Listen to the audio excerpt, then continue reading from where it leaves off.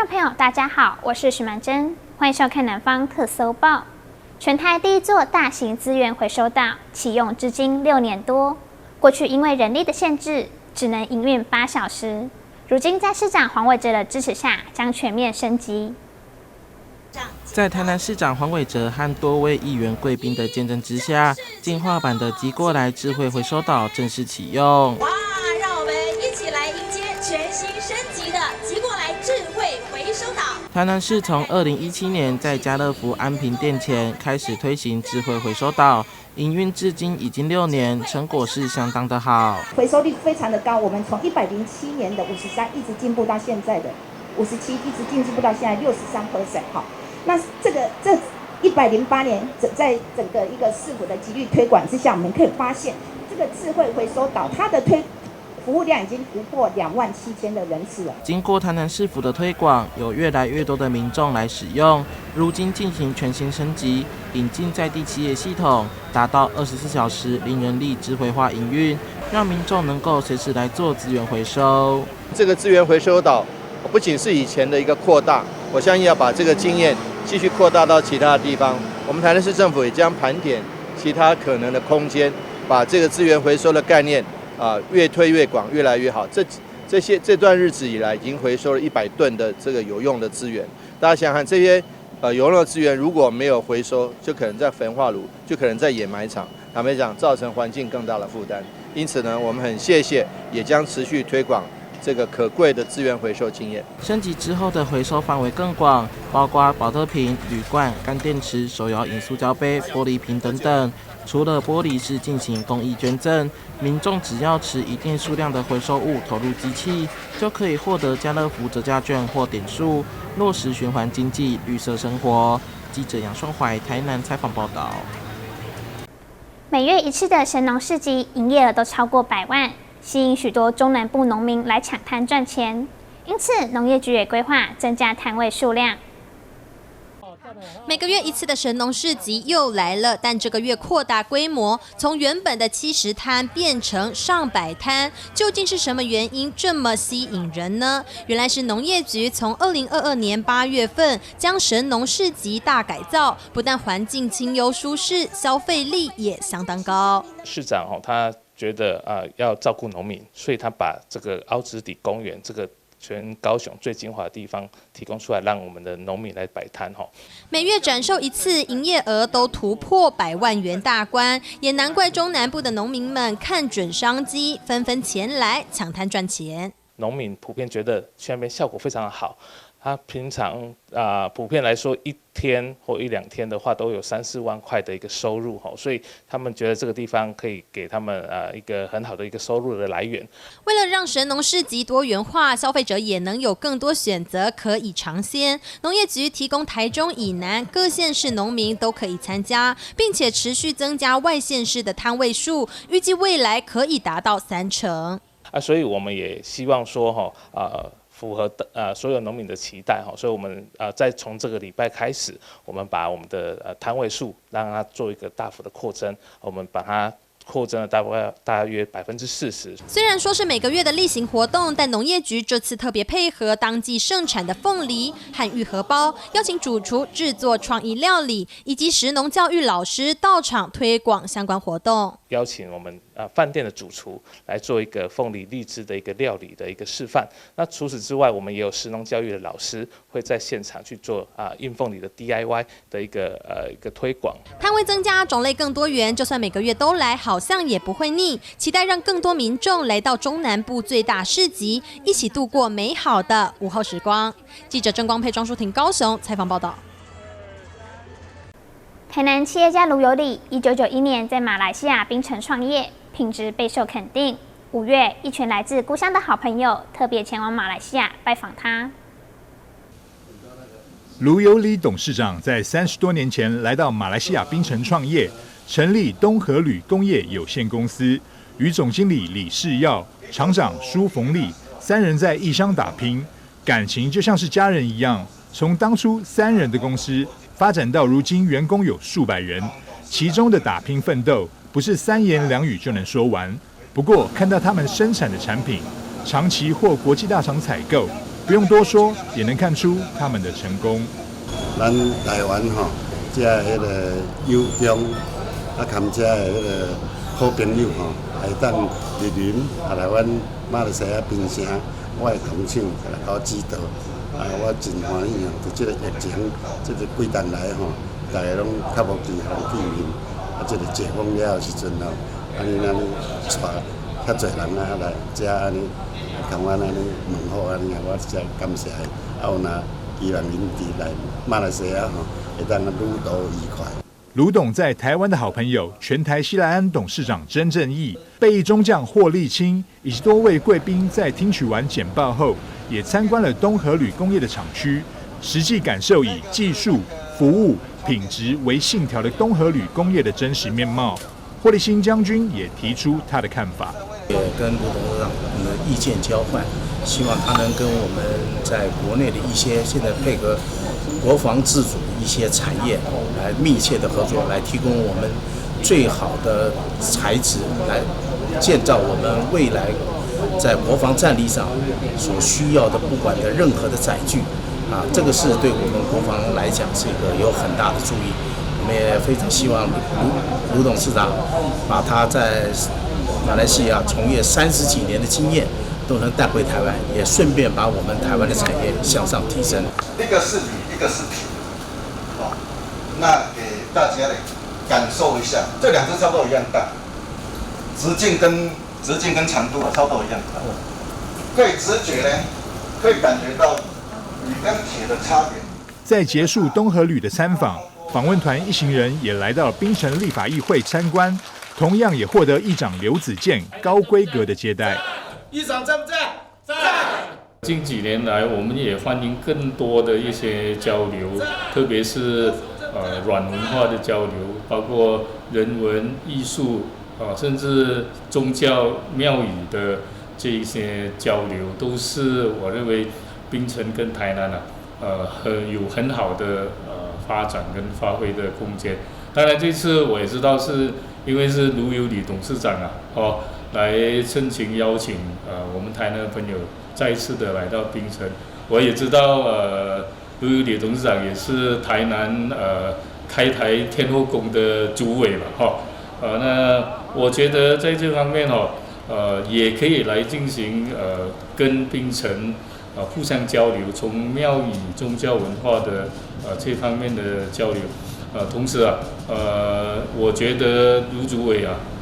他有非常的这个好的条件跟能力来促成槟城跟台南，特别是在庙宇宗教文化的这个交流。卢有礼用台南人的奋斗精神，在马来西亚得到硕大的成果与尊敬，尤其在事业成功后，更不忘在台湾与马来西亚做公益，也因此认识了许多志同道合的朋友。下一集我们再来看看有哪些人。以上是中嘉新闻张硕维在马来西亚槟城的采访报道。夏天是百花绽放的季节，每年的5月到7月，在高雄的街头都能够看到不同种类的花，吸引许多民众停下脚步欣赏美景。来到5月，随着夏季的到来，有温暖阳光的加持，正是大花紫薇与阿伯乐盛开的季节。大花紫薇鲜艳浪漫的外形，在阳光下摇曳生姿。市府公务局养工处也与市民分享可以观赏大花紫薇的地方。大花紫薇的部分，它的整个盛开其实在5月到7月，尤其是它的花朵，它有点像女孩子的一些蕾丝边的那种花朵，它整个在盛开的时候，它是有一个深紫色。深紫色，它是整个树木都是整串都是一个深紫色的一个颜色，从远观的部分都是非常的漂亮。其实，在目前我们在大花紫薇里面可以看得到，像七贤路、中华路，还有澄清路这边，冈山的圣生路，还有冈山的河堤公园都可以看得到大花紫薇目前正在盛开。不过也是希望说民众在有空暇或是在休闲的时间，也可以到公园或是到行道树里面多去驻留，去做一个观赏。每年的5月到7月，不仅有大花紫薇的浪漫绽放，还有阿伯乐的争奇斗艳。一串串的金黄色花瓣随风飘逸，落下闪耀的黄金雨，落地花瓣就像金色地毯，让民众驻足观赏。现在目前我们可以在光华路、冈山的合体，还有和平路、光华路的部分都可以看得到，目前都是正在盛开。阿伯乐的美大家都知道，民众特别跟着朋友抽空到二圣公园，就是为了一睹这如诗如画的黄花美景。这个是阿伯乐，那我们高雄这边是阿伯乐啊，那我们高雄这边啊，路边都很多。那我们因为在这附近，那休息时间会下来散步，就因为阿伯乐长得很漂亮，对。那昨天它也是有因为下雨掉下来，然后我就觉得很漂亮，一整只我们就拿回去插在花瓶里面，就觉得它真的很美，那我们高雄的特色。我们高雄好多地方都有阿伯乐，因为它太美了，因为它就像串串风铃，对，然后慢慢飘下，就像黄金雨，真的太美了。因为我平常就有在研究花，对。高雄街头多彩多姿，不同的花卉齐聚绽放。无论是浪漫的大花紫薇，还是阿伯乐的黄金雨，都欢迎市民可以前往赏花。记者吴家伟、何文瑜高雄报道。为了能够让新人在登记这一天留下美好回忆，台南市目前在6区的户政事务所摆放不同风格的看板，让新人拍照留念。从5月18日开始的前50名还送小礼盒，让新人可以感受到满满的祝福。现在来到台南的户政事务所很不一样，以府南户政事务所为例，就特别以传统古礼风格来设计拍照专区，要给新人留下难得回忆。其中这对来自北部的新人就专程来到台南登记结婚，除了回忆第一次来台南旅游的点点滴滴，整个登记的氛围更让他们觉得贴心。而且其实我们蛮常来台南玩的，就是觉得这地方蛮多好吃的，很常下来吃东西，对，所以就想说，现在要挑一个，因为现在到处都可以登记结婚嘛，我们想说那挑一个比较有纪念性的地方好了，所以我们就特别下来台南登记这样子。台南这个户政事务所就觉得给我们满满的人情味跟祝福，就是你看可以看到现场有很多工作人员，然后给我们很多的礼物跟祝福，就觉得在登记结婚这个日子可以感受到大家也赋予我们同样的祝福，然后也很开心可以把这个喜悦分享给大家。台南除了让新人在登记结婚有特别回忆，说到送礼更是搞勒手。民政局长亲自来到户政所，代表市长赠送象征长长久久的纪念啤酒等充满喜气的文创礼品。其中静心生技也加码提供精油手工皂礼盒来赠送，只要前50名登记的新人都有。新人登记就有这一很喜爱的礼盒，那这边都是有精油皂，那我们的精油皂里面的礼盒都是有玫瑰花的那个大的精油皂，还有这些喜字、爱心。那我们的选用的这些精油皂的材质，都是针对设计像新人，他皮肤可能比较干，或者说比较年轻人，他比较混合性肌肤，所以我们精油皂所设计的皂基呢，就是偏向于柠檬香茅跟我们薰衣草。还有附一个护肤券，那护肤券就是说我们可以提供你们婚前的一个护肤保养，一次是免费的，好。还有我们护肤保养完之后呢，我们会再赠送你一组那种旅行组，就是让你去度蜜月的时候呢，可以使用那些净白保湿的旅行组给我们的新人。根据台南市民政局统计，今年1月到4月来台南登记结婚的新人就有3000多对，而且跨区跨县市民众也明显增加，所以除了用搞勒手来吸引新人，也鼓励新人来台南升职定居。由这一对新人，他们带来这个福气，让我们台南市的人口能增加。那也期望说，这对新人就是今天注册结婚之后呢，那明年能来我们台南市，有小孩子出生之后来领我们的生育奖励金。台南市政府用心关怀，希望让大家感受得到，持续用爱来营造台南成为幸福城市。记者郭文吉台南报道。高雄有一间结合爬虫馆的宠物餐厅，在这里不仅可以和猫咪玩耍，也能够看到蜥蜴和陆龟。餐厅表示，希望可以借此提升孩童对生命的认识与爱惜。点心时间。时下年轻人对各类宠物的热爱愈发浓厚，在高雄新田路上，一间结合爬虫馆的宠物餐厅，环境明亮整洁，猫咪友善亲人，让许多客人都慕名而来。我们本身是宠物食品的业者，所以接触宠物已经有一段时间了。那自己家里也都有养宠物，那是在这几年的宠物展发现，越来越多的年轻朋友们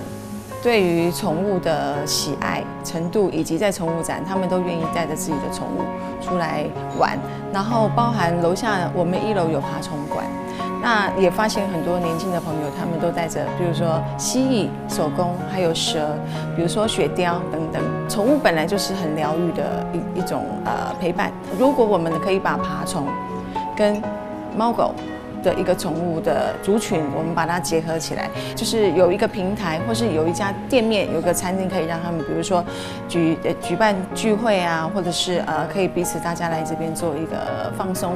对这样子的一个想法。许多宠物餐厅基于保护毛小孩的原因不开放儿童进入，但创办人希望将这个场域提供给所有喜欢动物的人，让孩童对生命有更深刻的认识。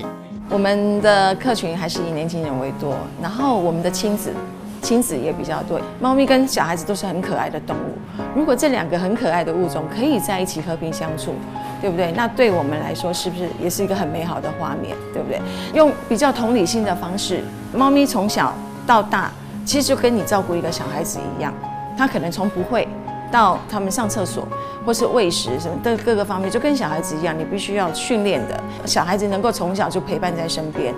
他也能够经历这样子的一个过程。我觉得对孩子来讲，他能够拥有一个同理心。以一个家庭来说，我们这个地方可以提供很多想要饲养宠物，但是又不知道到底适不适合，我们这里就是一个很好的起点。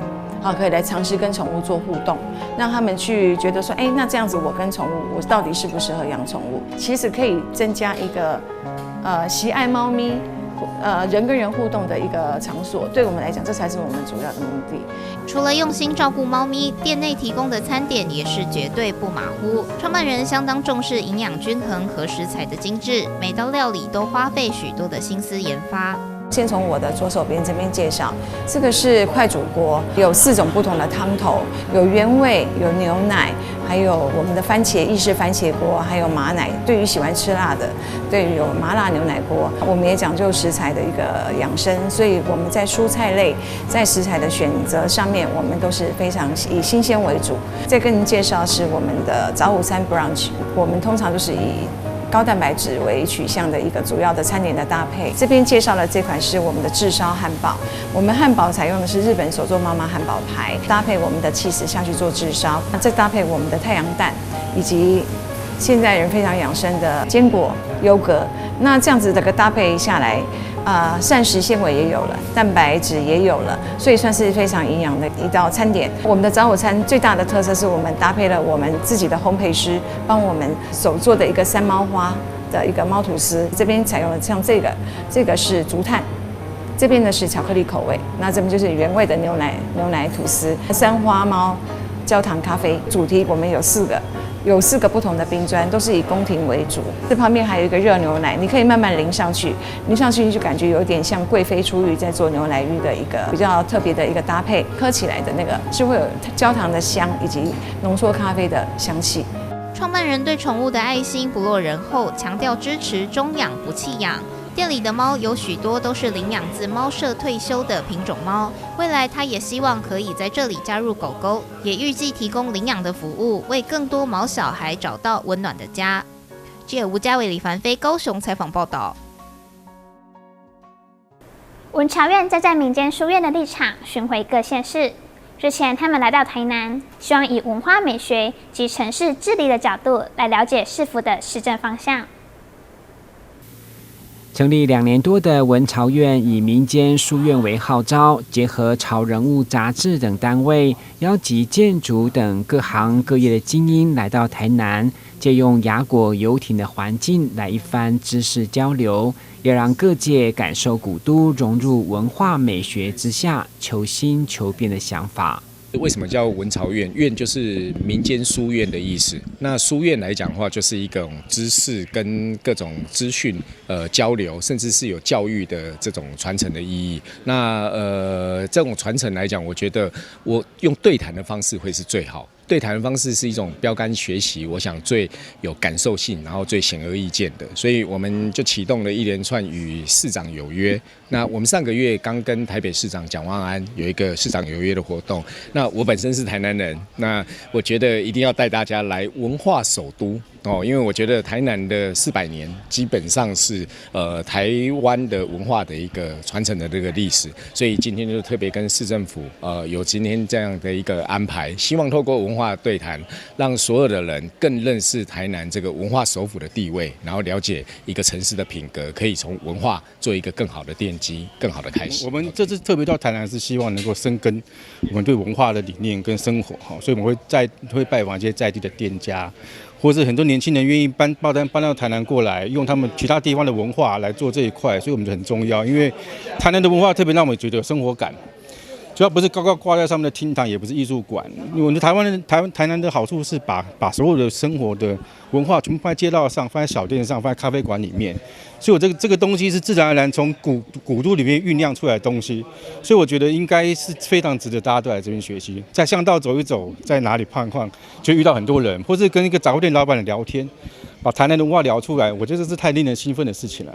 会中副市长叶哲山和文化局长谢时渊先代表市长黄伟哲出席座谈，用中国城变成和乐广场，以及龙旗举办空山祭等地方创生的成功案例，让文化建设慢慢融入民众生活。从县市合并到现在，也过了10几年，其实这个城市的确有慢慢的在改变当中，然后，所以过去如果有一段时间没来台南的朋友们，或许会觉得，这个城市，真的改变了不少。那也有一些新的建筑逐序的在完成当中，所以陆续有很多的大型的建设跟这个城市有很大的一个关联性，包括像我们之前大家熟知的中国城，现在已经不见了，变成是一个和乐广场。那其实对整个城市的一个景观风貌，其实改变非常的多。我们每天在那边出入的人都会觉得给做松快整个在地的人说这样子风水就会变好了所以其实连在地的民众都有感的时候，我觉得那一个建设才是真正的成功。政府思考或许较传统制式，不过民间的创意无限，所以文潮院希望透过座谈的方式，在各县市巡回交流，让海洋、文化等等变成城市经济的一环，用文化创意的竞争力来面对国际。记者郭文吉、林银庚台南报道。高雄内卫艺术中心不仅有艺术品，更有精心打造的舒适餐厅。主打无麸质餐点、汤品、新鲜蔬菜和香脆的米吐司等，加上便利又明亮的用餐环境，深受长辈们的喜爱。您的番茄地瓜浓汤来了。近年来，人们越来越注重健康，无麸质饮食迅速崛起，吸引了许多健康爱好者的青睐。内惟艺术中心里的一间蔬食餐厅，以新鲜蔬果和美味汤品搭配烤得香脆的无麸质米吐司，满足顾客对健康和美味的需求。我们有一个品牌叫做伊米，那它是一个全米谷粉做成的无麸质米吐司。那这是我们第一家实体店面，是希望可以让客人吃到好吃、优质、无麸质、低过敏原的米吐司产品。怎么要去呈现这个米吐司，让它搭起来很好吃呢？于是我们就想到说，用一碗汤，然后跟蔬食沙拉，然后跟一份吐司这样子的组合，其实是让大家吃起来是最没有负担、最舒服的一个套餐模式。我们就开始研发了菜单上可以看到的8款蔬食汤品，那又是在内惟艺术中心这一个地方，我想要打造一个非常轻食，然后符合这个环境的一个早午餐店，可以给我们带来健康，然后所提供的蔬食都是无麸质，然后非常的新鲜食材，希望用一碗汤开启美好的一天的这样子的一个概念，去开启 Soul Up 这个店这样。主理人表示，这里原先预计打造成完美打卡餐厅，因为交通便利，加上无障碍的友善空间，扩大了来店光顾的族群，加上清爽养生的健康口味，因此深受长辈们的喜爱，成为他们休闲用餐的好去处。我们从轻轨一路下到内惟艺术中心站，然后经过整个内惟艺术中心到我们 Seoul Up 在最北边的一个据点。这样子一路过来都是非常便利的无障碍空间。那我们的桌椅的高度呢，刚刚好跟轮椅的高度是一样的，就是可以非常轻松的直接坐轮椅就可以到我们餐厅用餐。主要的客群呢，除了妈妈之外，还有很多的退休长者。那退休长者呢，他们对于这样的餐点其实接受度很高，因为现在人类大鱼大肉都吃多了，突然有一个如此无负担的一个料理，其实他们是还蛮惊艳的。像我们的蔬果，我们的沙拉上面大概有10到20种的新鲜蔬果，都是从内惟菜市场新鲜直送，然后每天早上我们都现场制作，然后汆烫，然后加上我们用非常好的橄榄油、一些佐料下去做一个我们特别的一个沙拉酱这样。这一款是番茄地瓜浓汤，那这个是蘑菇马铃薯浓汤。那这2款呢，都是由一个非常知名的 vegan 主厨帮我们所研发的。番茄地瓜浓汤里面呢，就是会有椰奶。那因为我们是主打 vegan， 所以是无奶无蛋，然后无麸质，没有过敏原，甚至里面使用的橄榄油跟酱油都是无麸质的。我们搭配的米吐司呢是2款原味的白米吐司，然后跟2个坚果吐司。那我们在研发的过程呢，发现米吐司切成条状，它的受热面积会比较大，把它烤得酥酥脆脆的。这样子的米吐司沾汤的口感是最好的。我们的蔬菜上面可以看到有10到20种的蔬果，都是从附近的菜市场直接每天早上买来，然后当天制作。那下面可以看到的水跟蔬菜呢，都是从温室蔬菜新鲜的配送到这里。在这里吃到的东西都真的是非常的新鲜，然后你可以吃出我们的用心，真的对身体是比较没有负担的一个料理这样。主理人说明，餐厅的客群稳固，且超过90%的客人都能扫盘吃光，极少会有浪费食材的问题，显示餐点并不是虚有其表。这里从料理到环境，处处都可以看见用心。下次到内惟艺术中心，不妨在艺术熏陶的氛围下，来一顿蔬食餐点，享受慢活轻松的时光。记者吴家伟、李凡飞高雄采访报道。感谢您的收看，我是许曼珍，祝你有个愉快的周末，我们再会。